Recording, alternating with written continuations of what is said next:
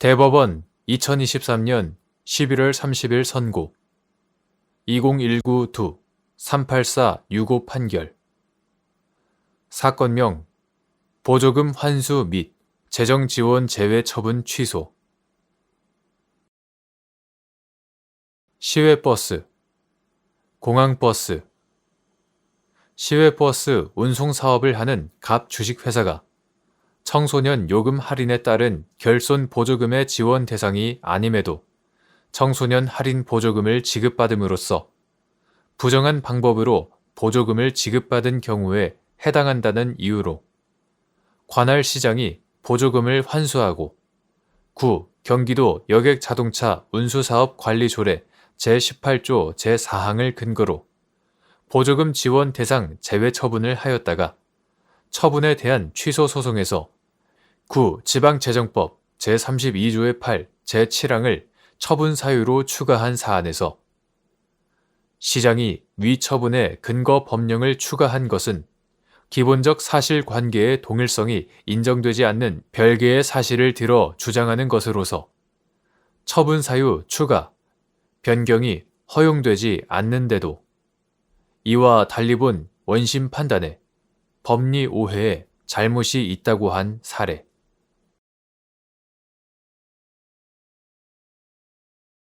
대법원 2023년 11월 30일 선고 2019-2-53952 판결 사건명 차별시정 재심판정 취소 1. 기간제 근로자에 대하여 차별적 처우가 있었는지 판단하기 위한 전제가 되는 동종 또는 유사한 업무에 종사하는 비교 대상 근로자로 직제에 존재하지 않는 근로자를 선정할 수 있는지 여부. 소극.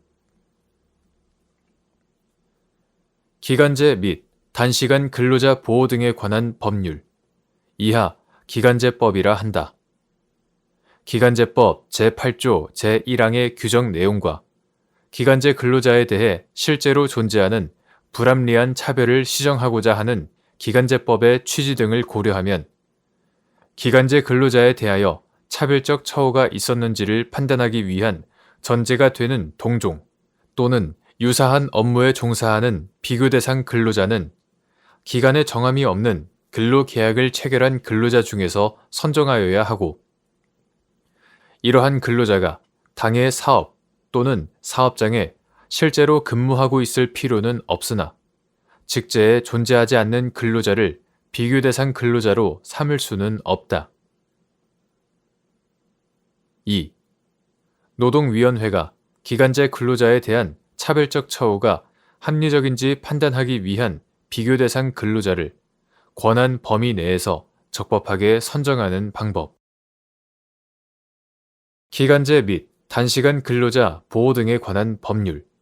이하 기간제법이라 한다. 기간제법은 기간제 근로자에 대한 불합리한 차별을 신속하게 시정하고자 노동위원회에 의한 차별 시정 제도를 마련하였다. 기간제법 제8조, 제9조.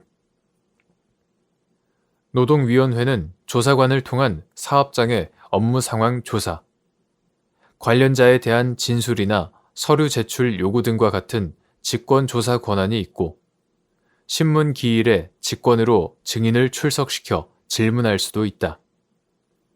기간제법 제10조, 노동위원회법 제23조. 비교 대상 근로자의 선정은 차별적 처우가 합리적인지를 판단하기 위한 전제가 되는데 이 단계를 실체적으로나 절차적으로나 지나치게 엄격하게 보면 차별 여부에 대한 실체 판단에 나아갈 수 없게 되어 차별 시정 제도를 통한 근로자 구제가 미흡하게 될 우려가 있다. 이러한 노동위원회 차별 시정 제도의 취지와 직권주의적 특성, 비교 대상성 판단의 성격 등을 고려하면 노동위원회는 신청인이 주장한 비교 대상 근로자와 동일성이 인정되는 범위 내에서 조사, 심리를 거쳐 적합한 근로자를 비교 대상 근로자로 선정할 수 있다.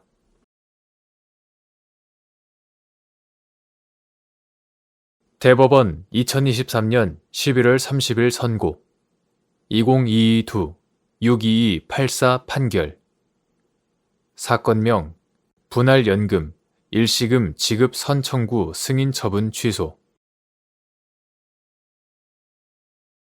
이혼 당사자 사이에 협의서나 조정조서 등을 포함한 재판서에 퇴직연금의 분할 비율 등이 명시되지는 않았으나 나머지 청구를 포기한다라는 문헌이 기재된 경우 이혼 배우자가 자신의 분할연금 수급권을 포기하거나 자신에게 불리한 분할 비율 설정에 동의하는 합의가 있었다고 볼 수 있는지 여부 한정 적극 이혼 당사자 사이의 협의 내지 조정으로 퇴직연금 중 일부에 대한 분할이 가능한지 여부 적극 퇴직연금의 분할에 관한 위와 같은 법리가 퇴직연금, 일시금 등의 분할에도 그대로 적용되는지 여부 적극 9. 공무원 연금법 2019년 12월 31일 법률 제16851호로 개정되기 전의 것 이와 같다. 9. 공무원 연금법 제46조 이하 특례 조항이라 한다. 특례 조항에서 정한 연금 분할이 별도로 결정된 경우라고 보기 위해서는 협의상 또는 재판상 이혼에 따른 재산 분할 절차에서 이혼 당사자 사이에 퇴직연금의 분할 비율 등을 달리 정하기로 하는 명시적인 합의가 있었거나 법원이 이를 달리 결정하였음이 분명히 드러나야 한다. 이와 달리 이혼 당사자 사이에 협의서나 조정조서 등을 포함한 재판서에 퇴직연금의 분할 비율 등이 명시되지 않은 경우에는 재산 분할 절차에서 이혼 배우자가 자신의 분할연금 수급권을 포기하거나 자신에게 불리한 분할 비율 설정에 동의하는 합의가 있었다거나 그러한 내용의 법원 심판이 있었다고 쉽게 단정해서는 아니 된다.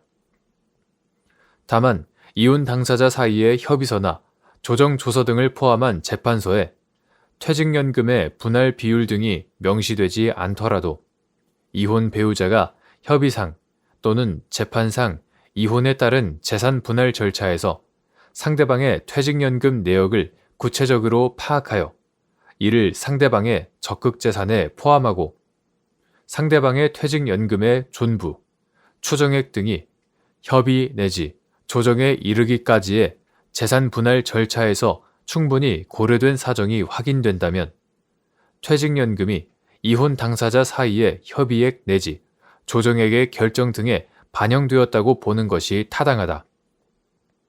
따라서 그 협의서나 조정조서 등을 포함한 재판서에 나머지 청구를 포기한다 라는 문헌이 기재되어 있다면 이혼 배우자가 자신의 분할연금 수급권을 포기하거나 자신에게 불리한 분할 비율 설정에 동의하는 합의가 있었다고 볼 것이다. 한편 협의상 또는 재판상 이혼에 따른 재산 분할 절차에서 이혼 당사자 사이의 협의 내지 조정으로 퇴직연금 중 일부에 대한 분할도 가능하다. 이혼 당사자 사이의 협의 내지 조정에서 분할 대상으로 삼은 퇴직연금 부분에 대해서는 위 특례 조항이 적용되고 나머지 퇴직연금 부분에 대해서는 9. 공무원 연금법 제45조 제2항이 적용된다. 그리고 9. 공무원 연금법 제49조 제3항은 일시금의 분할에 관하여 9. 공무원 연금법 제45조 제2항 위 특례 조항을 준용하므로 퇴직연금의 분할에 관한 위와 같은 법리는 퇴직연금, 일시금 등의 분할에도 그대로 적용된다.